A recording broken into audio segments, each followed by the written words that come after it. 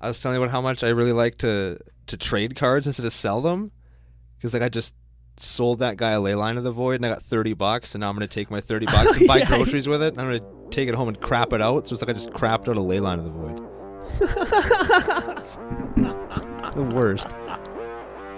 Hey, listen to Commander Cookout Podcast, episode 58. I'm Brando. I'm here with Ryan. Today we're going to begin the arc of the audience with a minivan token deck. Now hit our theme song!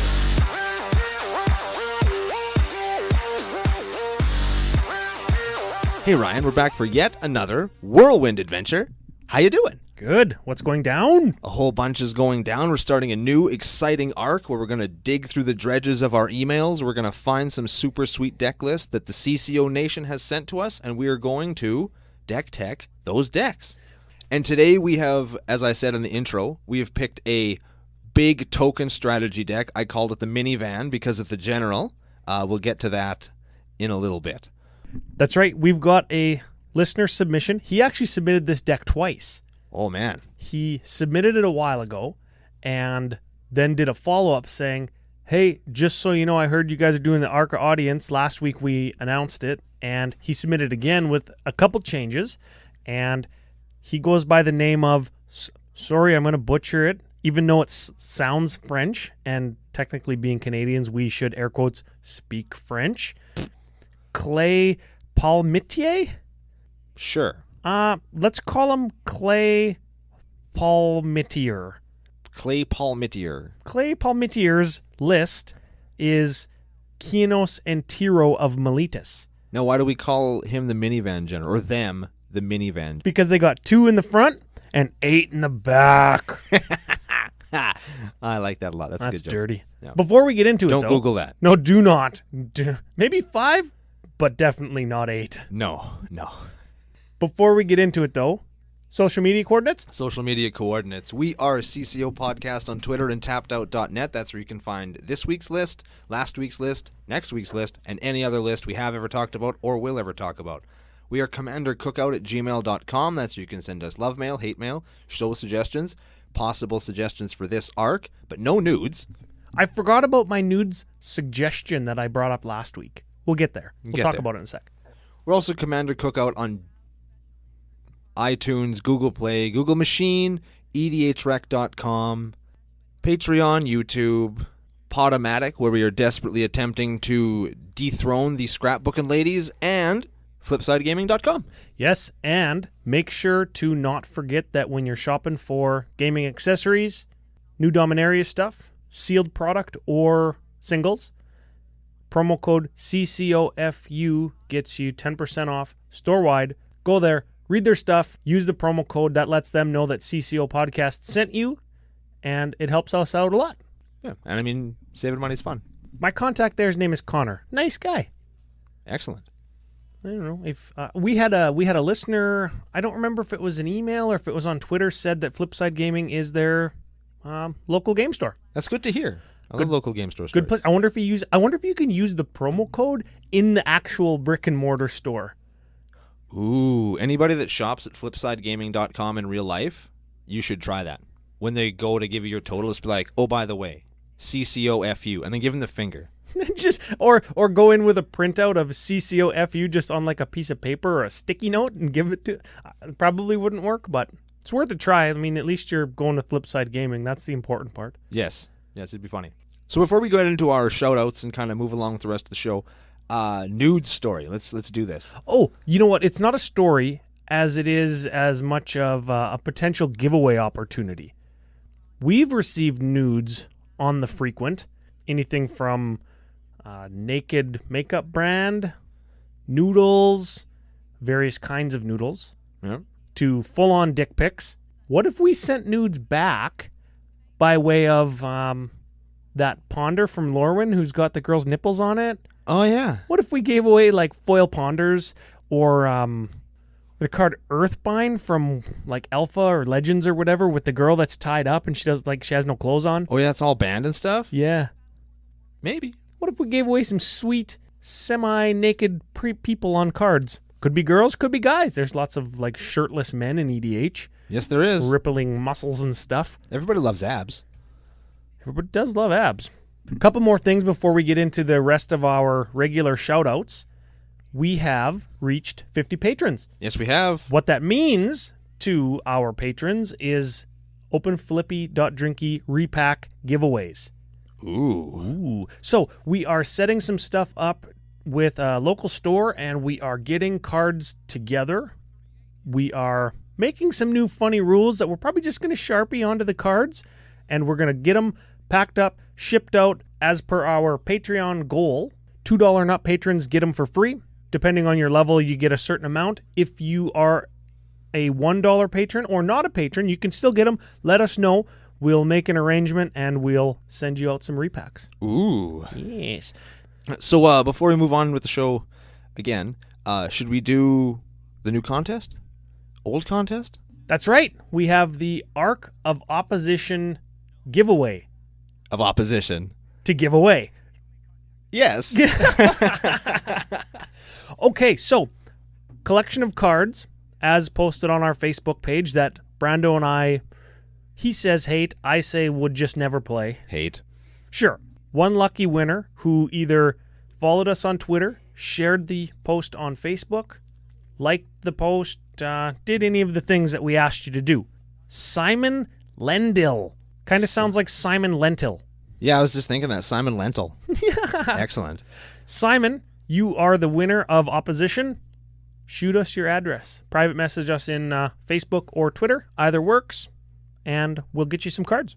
Hooray. Congratulations, my friend. And thanks for listening. And thanks for everybody else who entered the contest. Very much so. The post was liked and shared more than any other, like the most recent one with all of the cards on my fancy new rug from Wayfair.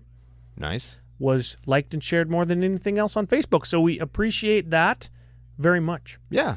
Thanks for helping us get out there. We appreciate that. Shoutouts? Shoutouts. Patron shoutout. Lee D. How about Lady? Lady. I like it. Patron shoutout. J.R. Casey. You mean this, JR?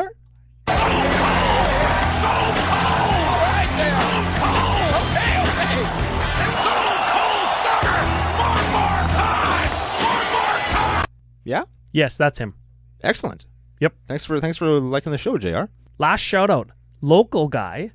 I posted on a local trade board that I needed XYZ card for a Traxa Bowl All right. in Vegas Ooh. coming up.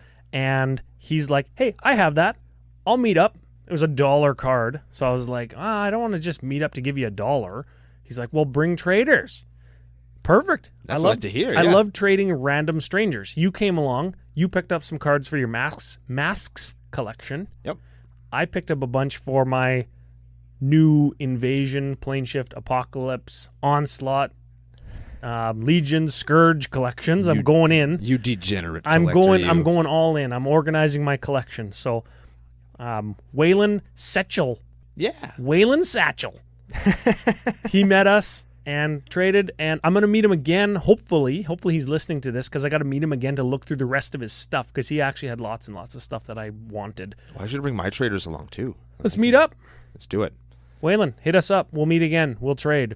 Other local shout-out. Oh? I was at a garage sale the other day, and I'm walking down the street with some friends, and some dude I've never seen before in my life just, like, rolls by on a bike. He's like, oh, it's Brando! F you! And he throws up the metal sign.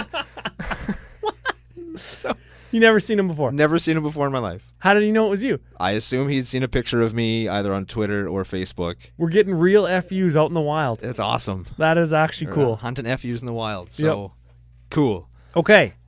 Should we talk about this list at all? Or should we get to the new contest? We have a new contest. Oh, we can never talk about the list because we have a new contest. Worth it, though. Yeah. Worth it, though. We teased it last week. We said we were going to give away a new, super exciting deck. We did have one person guess right who it was, but of the 3 people that actually asked me who it was, only one of them guessed right. Oh. So, cool. Okay, now, before we announce it any farther, remember, our deck giveaways consist of a 100-card EDH deck, of course. They come with a now premium Ultra Pro box, like the tall ones that fit the deck in the top and the dice tray in the bottom. Very cool. Perfect fitted, dragon shielded, and The box is, I called it a premium box because it's like rose gold. It's like one of the premium colors. What the hell? All of the basic bitches will like this box because it's like rose gold. It's like It's like a pumpkin spice latte. I was just gonna say it's the pumpkin spice of like watch colors that flight attendants wear. Like every flight attendant's got a rose gold watch. Now, if you want a rose gold deck box, what are they gonna have to do? I say we just keep the Facebook love going because it's been going really well. It's something easy. We're not asking too much. Just interact with us a little bit. Help get the show out there, our names out there, and you'll be entered some number of times to win a super sweet deck. Yeah, like the Thraxamundar deck giveaway. I posted a couple pictures of it up on Facebook. You like it, you share it. Ultimately, we're trying to spread the word of CCO Podcast, and if you can help us do that, you could win yourself a sweet deck. And this one's actually going to have a bunch of value packed into it. We're talking like foil lands. I mean, the deck box itself is really nice, but foil lands and promo cards, because the deck we're giving away is Firesong and Sunspeaker. What? The buy a box promo from Dominaria. Look at us go. Super popular right now. Everybody's into Dominaria. Everybody was pissed off that this card was only for the buy a box pre-order people, and everybody missed out.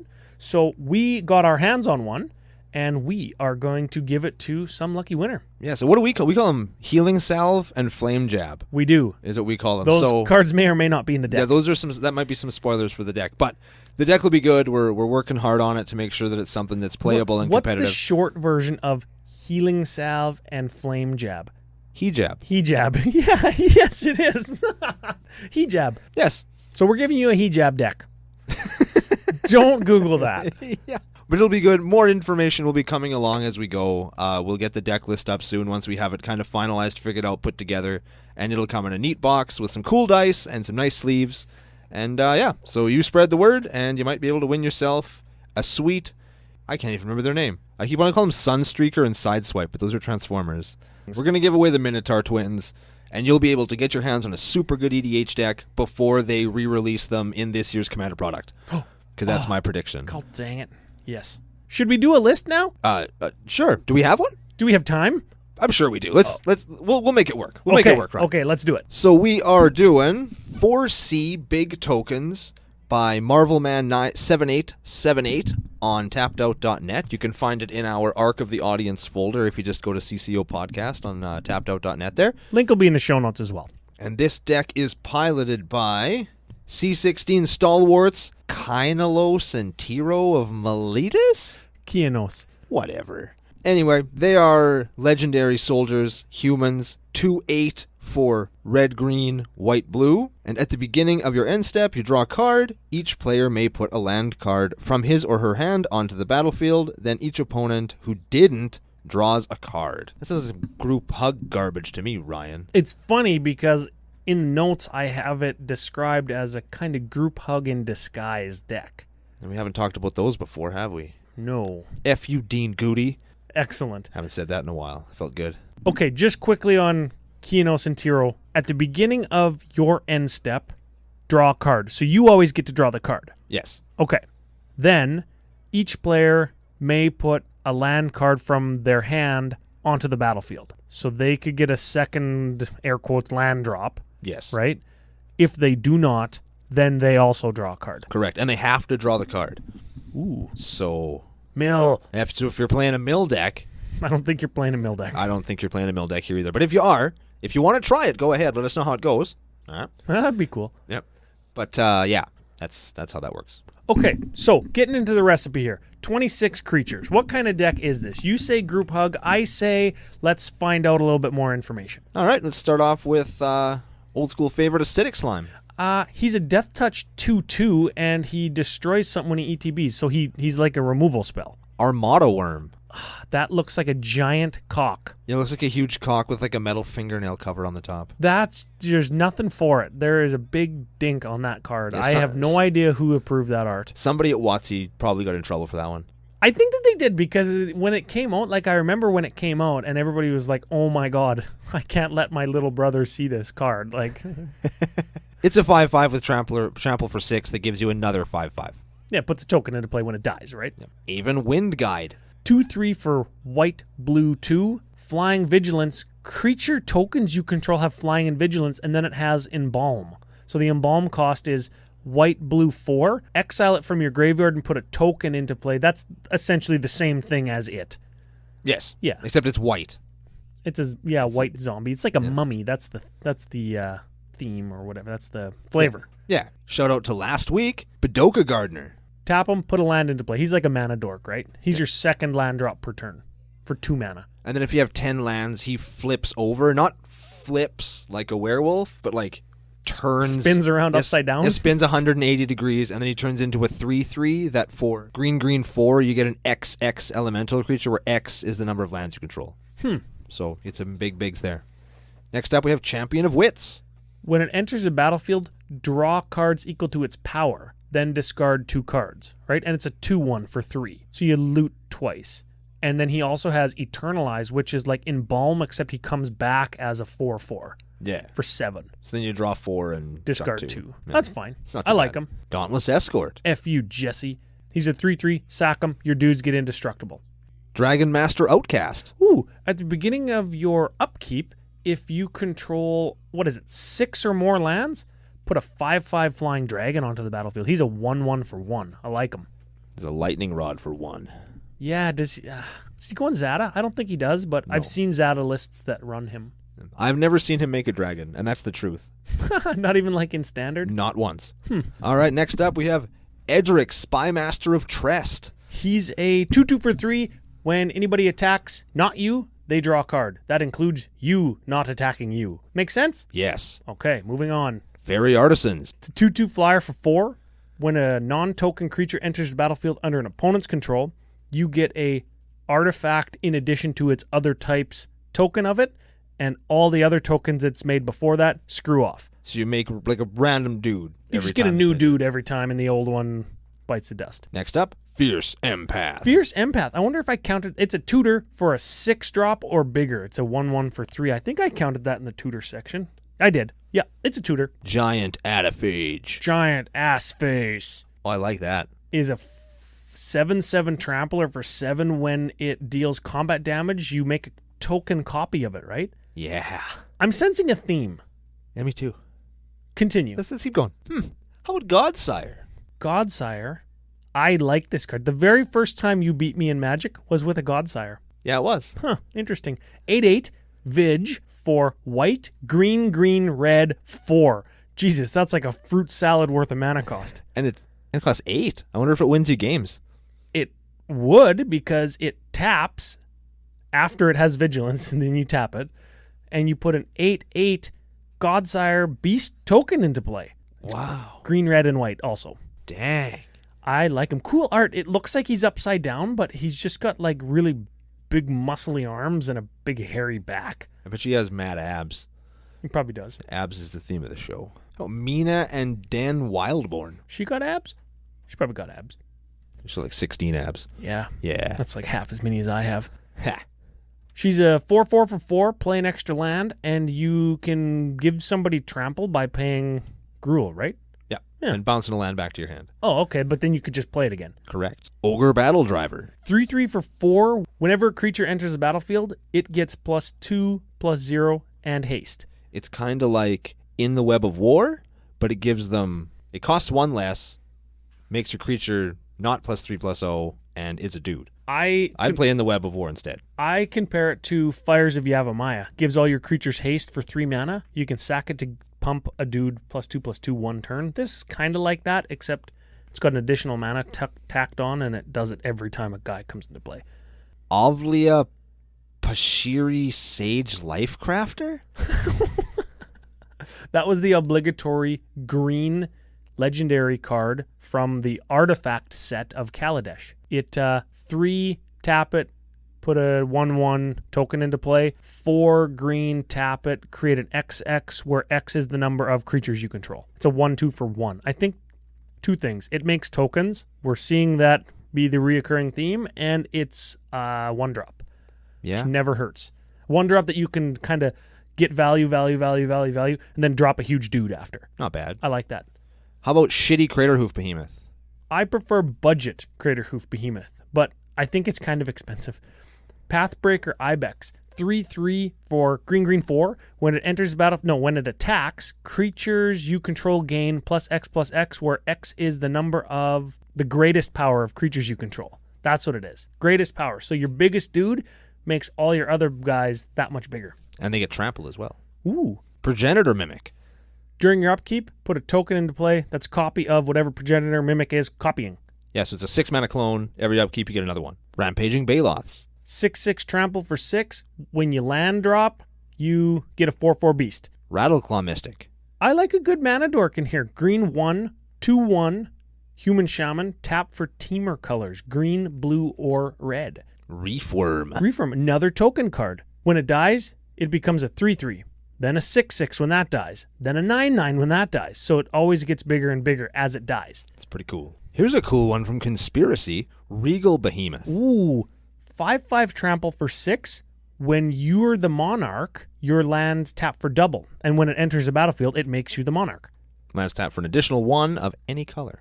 As long as you're the monarch. But not when you're not the, like your opponent doesn't get that when they're the monarch, correct? Correct. Okay. Yeah. Next up, Stalking Vengeance. Whenever a creature you control dies, it deals damage equal to its power to target player. It's a 5/5 haste for 7. But just think about it. You got Godsires and stuff dying, or like tokens that just die at the end of turn.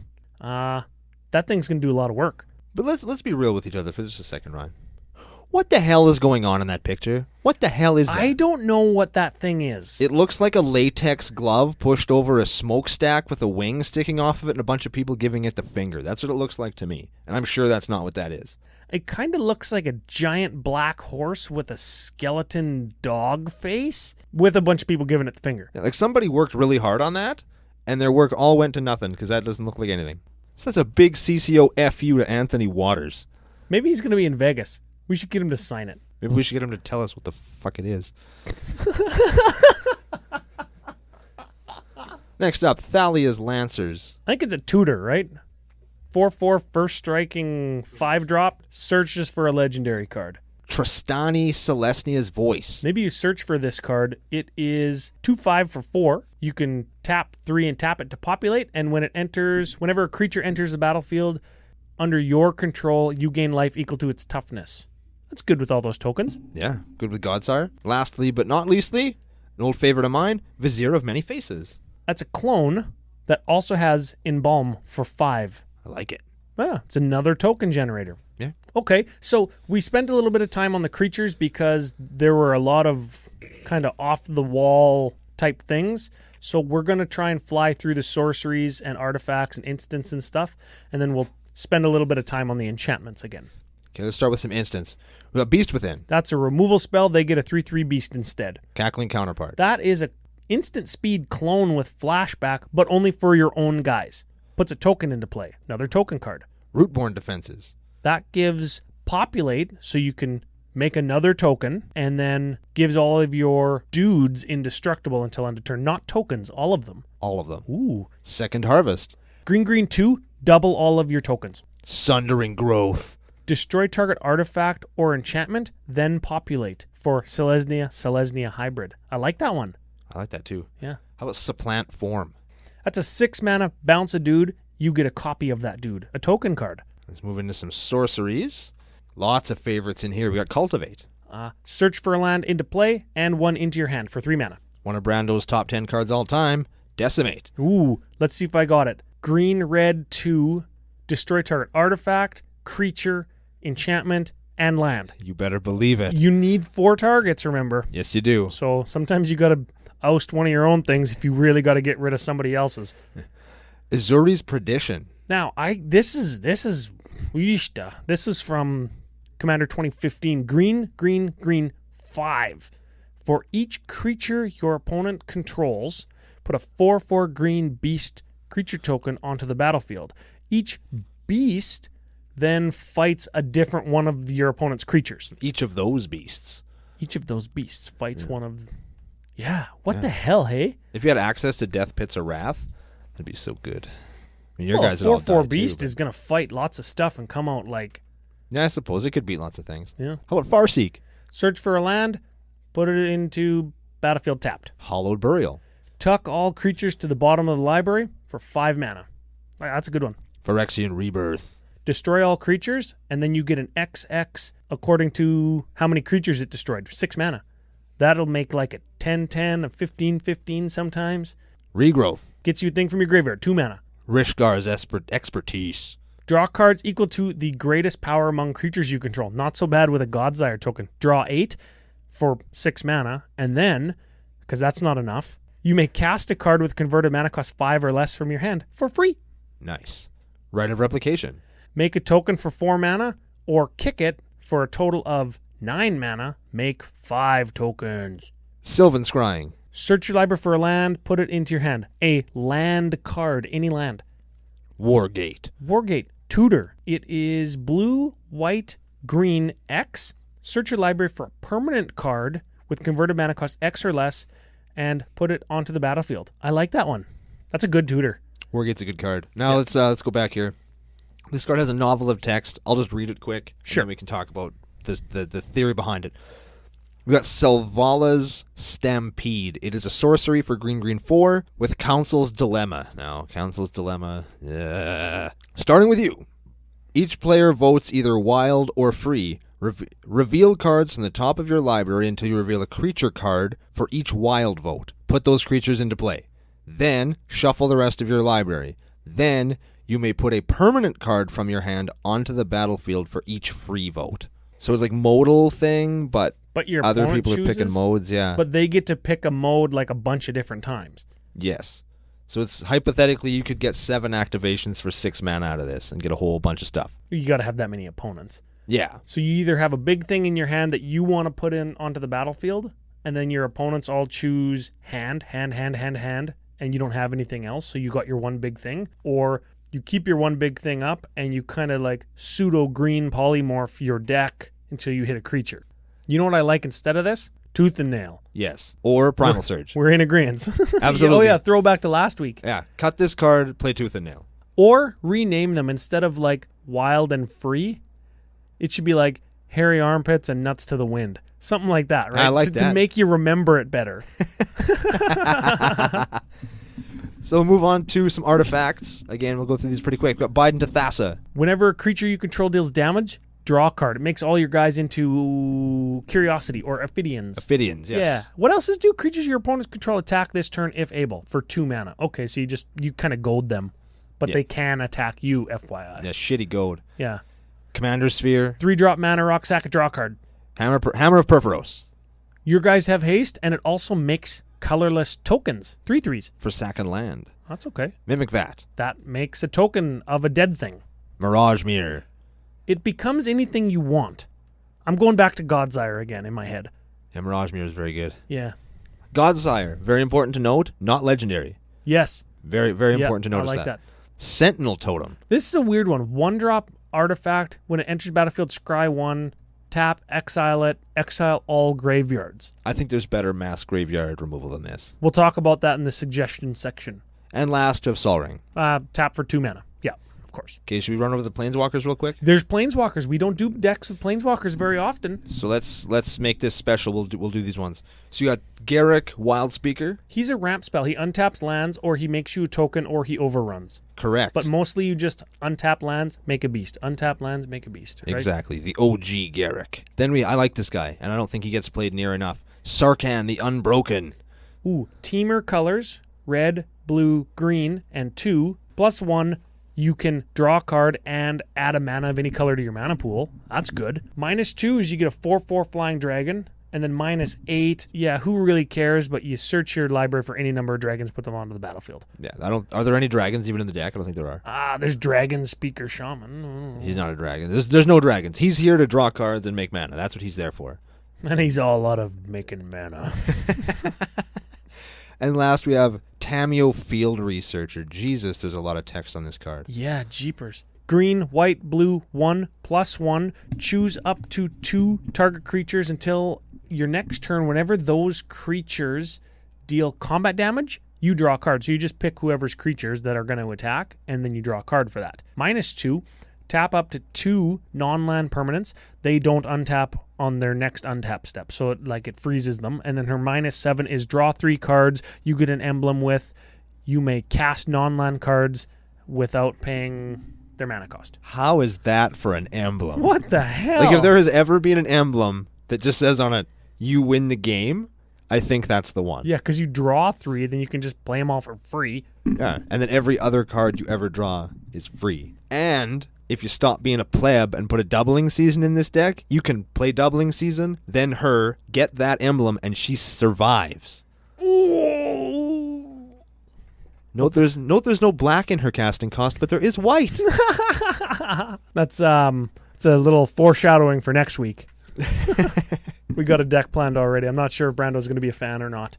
Okay, so enchantments. We see that there's lots of token making. There's lots of card drawing. Let's talk about some enchantments. We're going to get right into it, and we're going to say Anointed Procession. Anointed Procession is an enchantment for white 3. If an effect would put a creature token onto the battlefield under your control, it doubles that instead. So you get 2. Correct. So Double Godsire all day. Double Godsire. Double Kicked Right of Replication. Double your Embalm or Eternalize.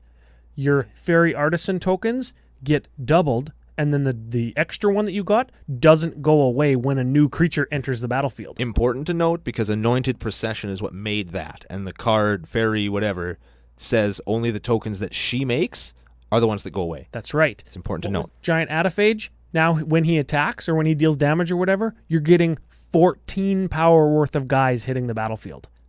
Sacrifice a land to your Hammer Purphoros, get 6 power worth of tokens. Burgeoning. Oh, this seems fairly trivial in following Anointed Procession. Whenever an opponent plays a land, you can play a land for 1 green. Just green, then it's there. You can drop a land every time you want. Luminarch Ascension or Lightning Rod Ascension. Lightning Rod Ascension lets you, if you haven't taken damage for 4 turns, every time you don't take a damage, you put a counter on it. When it has 4 counters on it, you can pay white 1 and put a 4/4 flying angel creature token into play. Unless you have Anointed Procession. You get 2 of them. 8 power for 2 mana. It's pretty good. Seems like somebody's going to be beating down on you all day. Yes. You remember, we'll go back to Burgeoning again. You remember Burgeoning lets you play a land whenever somebody else does. We got a Rites of Flourishing in there. 3 mana. Everybody draws 2 cards and plays 2 land every turn. It is the most political card in EDH, I would say. You think so? I think so. I think it's the most group huggiest card. If you want to keep people off of you, you just make it known that you played Rites of Flourishing. Yeah, I did this. On turn 3, and it buys you 2-3 turns. Unless you're doing something totally ridiculous. People are just like, oh yeah, because they're so happy to be doing that because they're getting to they're going super fast. Everybody does like when it hits the battlefield for sure. And it's not terrible for you because you get that extra land drop right away too. Maybe the guy who's playing like the Stacks deck or whatever doesn't like it because he's trying to shut everybody off. But F that guy. Yeah, he's probably going to eat a bag of dinks. Yeah, that guy's a piece of shit. Anyways. Sandworm Convergence. Ooh. Enchantment for 8. 6 and green. Creatures with flying can't attack you or planeswalkers you control. What? Also, new paragraph, at the beginning of your end step, get a 5/5 green worm creature token. It's crazy that the sandworms don't eat people walking on the sand. Just the people flying above it. That's the opposite of how they work, isn't it? Yeah. Like, don't you walk on it like on Tremors? And then they eat you. You get eaten? Yeah. Or like Beetlejuice. Yeah. Yeah. Huh. Weird. Yeah. That's a weird one. Very strange. Sunburn's Invocation. Okay. I'm gonna summarize this Bible worth of text. Red 5 enchantment. When you cast a creature, when you cast a spell, you cascade into another spell. Essentially. Yeah. You get another spell that's worth less mana. Yes. Okay. And lastly, we have Temur Ascendancy. Temur Ascendancy. Green, blue, red. Creatures you control have haste. That's the second or third time we've seen that effect in this deck. Good with tokens. Whenever a creature with power 4 or greater enters the battlefield, draw a card. There's another card draw spell. Nice. Well, I like it. Okay, so that's the deck. Now, what are we missing in enchantments, Ryan? Let's just talk about that now. I just want to get to that. Let's get right to it. We discussed before the show, we think that there are 3 enchantments missing out of this deck for sure. Glaring excludes. Now, one of them, we know it's like $80. Yes. And that's doubling season. Of course. Every token strategy needs doubling season. I think that if you want to call your deck tuned, every token deck needs doubling season, but it doesn't need it. You're right. You don't need it to win, But if you want your deck to be as strong as it can be, you want it. I you think want so. it. Doubling Season, you mentioned, works on Planeswalkers. They enter the battlefield, and then they get their loyalty counters that then get doubled. Hugely, hugely important in Planeswalker decks. Incredibly overpowered. Yes. Okay, we talked about Anointed Procession. It doubles your tokens when they ETB.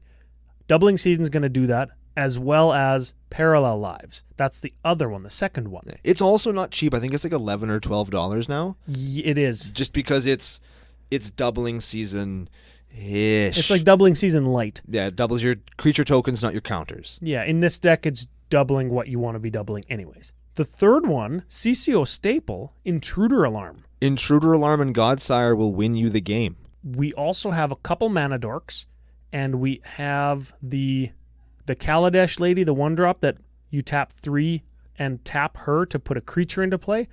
Your mana dorks and her will untap.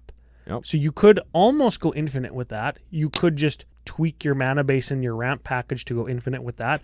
And we also thought, and this is over and above those first 3, but you had suggested Where Ancients Tread. Where Ancients Tread is kind of like Pandemonium, where whenever a creature with power 5 or greater comes in, it deals 5 to something. Yeah. So again, Godsire tokens, if you have an infinite it's like of them. Pandemonium, or what's the more expensive Pandemonium, but it's just for you? Warstorm Surge. It's the one. Yeah. Except this one only triggers for you and on 5 or greater power. Well, since we're getting into suggestions anyways, what about Mitotic Slime? It kind of works like Reform. When it dies, it's a 4/4. When it dies, you get 2 2/2s. When those die, you get 4 1/1s. And I guess it goes the other way from Reform, but it's still very good. Yeah, what's better? Hey, like, are you trying to go wide or are you trying to go tall in this deck? Does it depend if you have Anointed Procession out or not? It depends if you drop kick that Ibex and get a Craterhoof Behemoth instead. Oh, yeah, I suppose. Yeah. I suppose if you got your Kraken, your all the way leveled up Reform, and you drop your Pathbreaker Ibex, that's great because then all your guys get +8/+8. The other way around, if you got 4 1/1s from Mitotic Slime and then you do Craterhoof Behemoth, all your guys get at least +5/+5. Yeah, and if you're playing Doubling Season, it's 10. It's pretty good. Well, Anointed Procession and Parallel Lives are going to do that in Doubling Season's stead. Correct. Just for these examples, right? And you're up like $80 still. Yeah. You're good. You had thought for the lands. We didn't talk about the lands. I think the land base looks good. It's kind of an affordable budget mana base. You had suggested Carekeep. Carekeep. Tap it and red 1, make a 0/1 Kobold token, right? Yes, Kobolds of Carekeep. There's even a card from like the Dark or whatever. I think they actually made tokens now for because they reprinted Prosh in Masters 25 or whatever. They made a Kobold token. So if you're a total pleb, you could play one of those. If you want to be a pimp-ass mofo like me and Ryan, you get an actual Kobolds of Carekeep. They're like 40 cents. I think my Kobolds of Carekeep are actually in my Zada deck because they're 0 drops. So good. So good. They're solid. I might take that deck to Vegas and play it in the 1v1 games. Dang. Yeah. I should get a 1v1 deck. I don't think I have one. I'm tweaking my Animar deck to not be 1v1 because there's some stuff that's in it that's banned in the 1v1 ban list. So I'm going to play that in the 4-player games, and in the 1v1 I might take Zada just because it's kind of fun. I have to cut 1 card that's banned. We'll talk about it next show. How about? Yeah, let's do that. Yeah, we'll talk about it next week. I like that. Of note, lands in this mana base, we got 2 of the layer lands from Planeshift. Give one of them a read. You don't talk about those very often. So they come into play untapped. They're layers in addition to being a land or whatever land type they are. And when they come into play, that you have to sack a non-layer land or it, and they tap for 3 colors. In this case, we have one that taps for red, green, and blue, and another one that red, taps green, for... or blue. Like they tap for 1 color at a time. Right. But they're tri-lands. And then this one, the other one taps for green, white, and blue. So being a layer has 0 significance except for when they enter the battlefield. You have to sacrifice one that is not a layer. Yes, I think there actually are cards that run on layers. I don't think that there is. I thought there was one, but unimportant. I'm squinting really hard to help my brain think better. Yeah, I don't think there might not be, but I thought I saw one once in my life. I think you're on crack. I might be. Anyways, layer lands, they're kind of cool. They're very neat. There's one for each of the original Invasion Dragons. They're way better than those, like, what are they, like Gitu Encampment and Jund Thing. the tri-lands that come into play tapped. F them. I don't mind those. Those are in here too. Yeah. Budget mana base. We suggested a couple expensive cards like Intruder Alarms $10, Parallel Lives $11, Doubling Season $80. Yeah. Without all of those, the deck comes in at a whopping, a measly $173. That's very affordable. Yeah, and that includes the Planeswalkers, which are a little bit spendy, and the Anointed Procession. That's like $11 itself.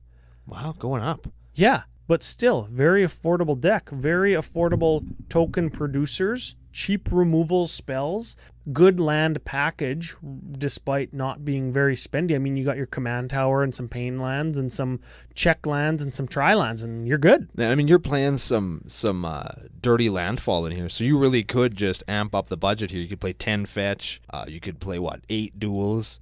You could do all kinds of stuff in this deck to make it cost all sorts of money. Yep. If you wanted to. Yeah, and you know what? We didn't even talk about Kinos and Tiro. I guess we talked about them, but they do give you an extra land drop. No, they make you draw a card. I think that he's just the general. They're just the general here for the colors. And to disguise it as group hug. After we went over everything, nobody's gonna buy that.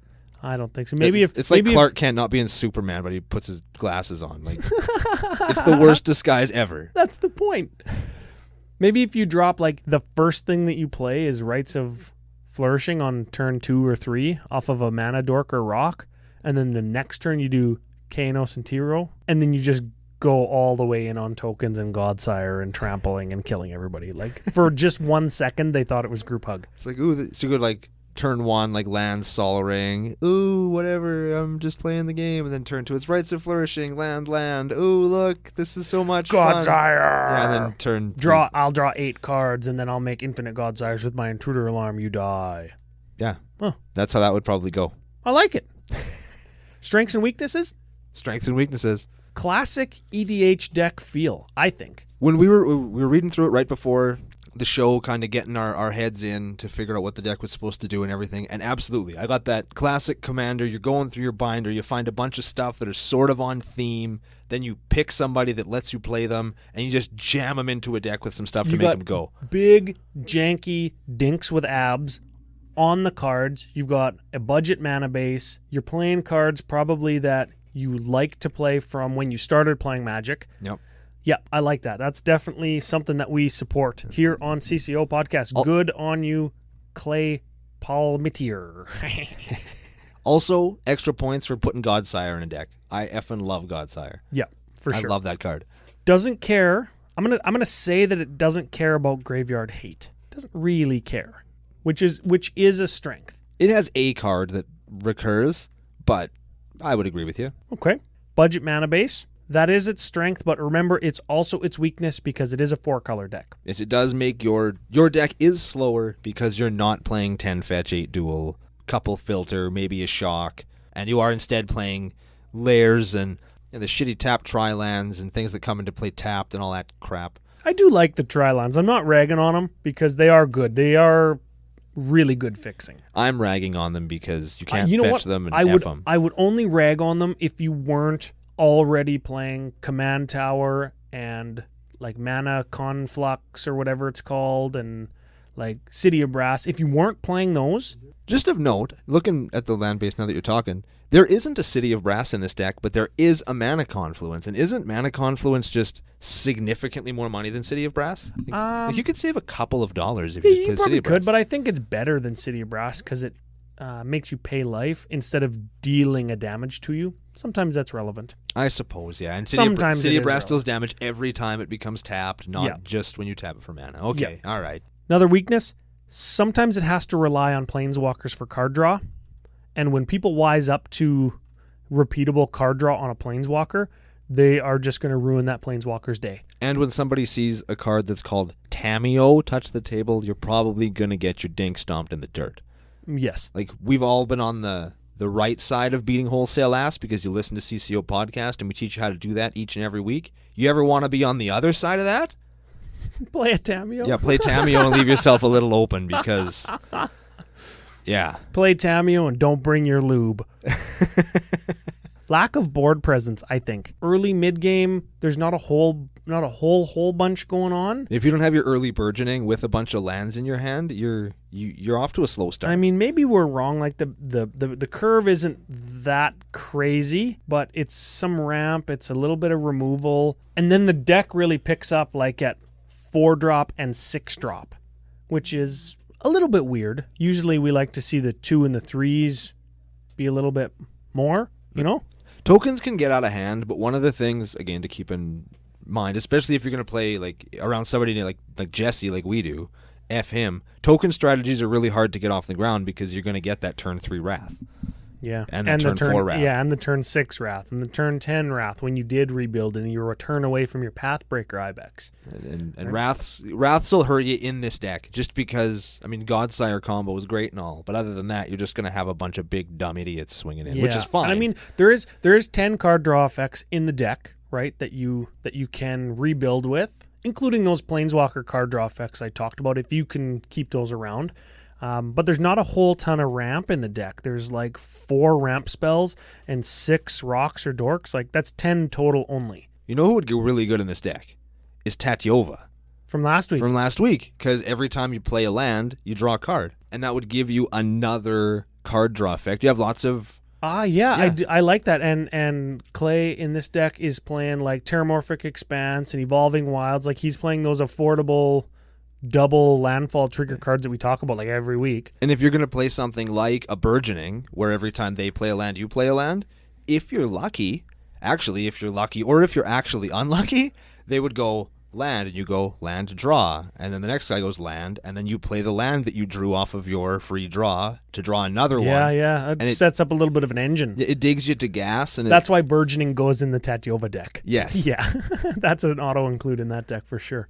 But I like them in Group Hug, Token, 4-color. I like that. That's a good include. Okay. We're going to go into Card of the Week. It's got to be Godsire, right? It's totally Godsire. Totally Godsire.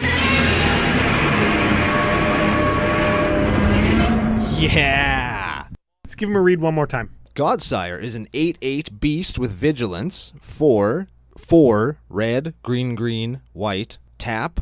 Put an 8/8 beast creature token into play that's red and green and white. He is a mythic rare from, I believe, the first set that had mythic rare. Yes, Shards of Alara. Which is Shards of Alara, and he costs $6. $6. Is that the most expensive card of the week? Maybe. I think it might be. Usually we try and pick just a dirty pleb, hey, that nobody's ever heard of, but we both like Godsire, so. Godsire is great. And, I mean, grab them now. They're fun to play.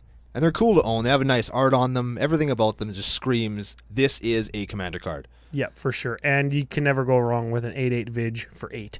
No, that makes other 8/8s. You said that you said that he's for 4, and then all of the colors. That sounded weird. Yeah.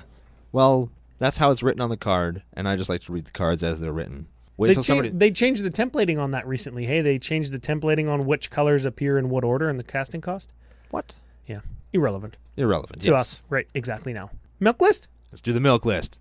Okay, so the milk list is, as per EDHREC.com, the most commonly played cards at each converted mana cost slot in all of the different color combinations. In this color combination, GREW. That's what I'm calling it. Green, red, blue, white. It's Dink Treader. Dink Treader. Or Ink Treader, but I like Dink Treader better. Dink Treader better. At the 0-drop slot. Spellbook? What the hell? We're giving a spellbook away in the stupid Arc Opposition giveaway. That's great, but it's not in the deck. Sol Ring at 1. Yeah, absolutely. Of course. Howling Mine at 2. Nope. Ghostly Prison at 3. This sounds like a group hug deck. No. Tempt with Discovery at 4. There's a group hug card. Nope. Sphere of Safety at 5. That's a group hug card. Nope. Progenitor Mimic at 6. There's one. We're playing it. There's so one. We got 2 so far. Seeds of Renewal at 7. Nope. I don't even know what that does. Treacherous Terrain at 8. No. Blasphemous Act at 9. Nah. Omniscience at 10. There's a good one. Nope. Ulamog at 11. Nope. Enter the Infinite at 12. That's a good one, too. It's not here. Emrakul the Promised End at 13. Nope. Guess what 14 is? Is it Dinkmouth Infusion? It is. F that card. Yeah, we're not playing it. 2 Milkless matches. Way to go. That's good, yeah. I was worried the deck wasn't going to be very spicy, but jeeps. Look at us go. Yeah. Okay, dope. speaking of spicy, Spice Calculator? Spice Calculator. Okay, so as per EDHREC.com, Kinos Antiro is the number 1 Ink Treader, Dink Treader, Dink Grew commander. Yes, he is above the Ink Treader Nephilim, which gives it the name, which is an unofficial commander back when people wanted to play 4 colors, but there weren't any generals left. And then the rest, of course, are all just different pairings of partner commanders, and they all suck, and yeah. So I guess it's K&T or bust. Yeah, K&T has almost 2,000 lists. Oh, The next one, which is the Dink Treader Nephilim, has 88. 88. So if you're going to play this color combination, K&T is your way to go. So, number 1 guy on EDHREC.com, and we have got 1,850 lists the time that I made the show notes. Average converted mana cost 3.97. That's actually quite a bit higher than what we normally see. We're trending downwards, and we're seeing converted mana costs of 3.5 and lower and lower and lower now. Yeah, This which one's is at 4 almost. I think 4 is where, like, we call this a classic EDH deck. I think that 4 is probably where your classic EDH deck wants to live. Like, if you guys want to sit down and just have, hey guys, let's play like old school EDH, you're probably looking at 4. Yeah, your ramp starts at 2 and 3 instead of 0 and 1. Yeah. And then your spells, like we talked about, the mana curve start kind of at 4, 5, 6, or 5, 6, 7 instead of 3, 4, 5, like kind of a more modern EDH deck would. Okay, that's fine. Critical turn. If you ramp appropriately, forget everything that I just literally said and think about Godsire on turn 5. Yes. There's something to be said about that. We're going back to him. Card of the week, 8 mana, top of the curve in the deck, right? Godsire, make a token next turn, or Pathbreaker Ibex next turn. All your guys get +8/+8. That's like turn 6 off of a turn 5 Godsire. That's good, right? Not bad at all. Okay, you're going to take out a lot of people like that. Optimal game size, 4, 5? Like, is this a big multiplayer type deck?